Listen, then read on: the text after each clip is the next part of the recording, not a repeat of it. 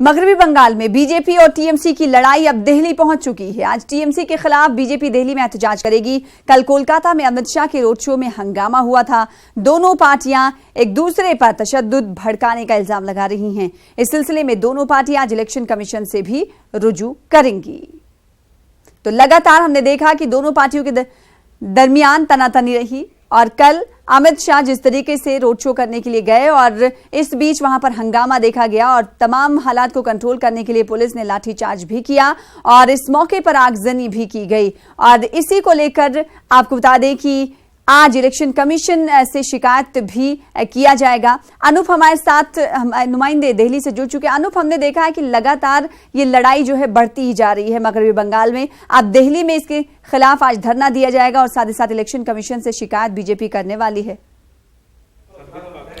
देखिए, जिस तरीके से आपने भी जिक्र किया कि लगातार पश्चिम बंगाल में हिंसा का माहौल है चुनाव के दौरान, कल कोलकाता में जिस तरीके से अमित शाह के रोड शो के दौरान हिंसा हुई, उसको लेकर बीजेपी ने तल्ख रवैया अपनाया है। अब से थोड़ी देरी बाद बीजेपी के राष्ट्रीय अध्यक्ष अमित शाह प्रेस वार्ता को संबोधित करेंगे। इसके अलावा तकरीबन 10:30 बजे जो दिल्ली बीजेपी है वो जंतर मंतर पे एक प्रदर्शन करने जा रही है। देश भर में विरोध प्रदर्शन बीजेपी की तरफ से किया जाएगा। इस घटना के विरोध में कुल मिलाकर कहा जा सकता है कि बीजेपी का कहना है कि जो हिंसा का माहौल है, जो हिंसा किया जा रहा है, उसके लिए पूरी तरह से ममता बनर्जी सरकार और तृणमूल कांग्रेस जिम्मेदार है। और कल जिस तरीके से कोलकाता में अमित शाह के रोड शो में जिस तरीके से हिंसा हुई, कल भी अमित शाह ने साफ तौर से कहा था कि ममता बनर्जी और तृणमूल कांग्रेस के गुंडों ने इस तरह से अराजकता वहां फैलाने की कोशिश की है। इसके लिए जिम्मेदारी जो है वो ममता बनर्जी की बनती है।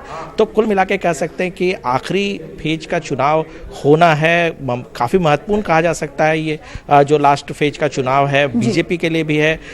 बीजेपी चाहती है कि पश्चिम बंगाल में ज़्यादा से ज़्यादा सीटें मिले। वहीं ये बीजेपी की तरफ से कहना है कि जिस तरीके से जनाधार पश्चिम बंगाल में बढ़ रहा है, उसको लेकर ममता बनर्जी और तृणमूल कांग्रेस की बौखलाहट जो है वो हिंसा के तौर पर निकल रही है।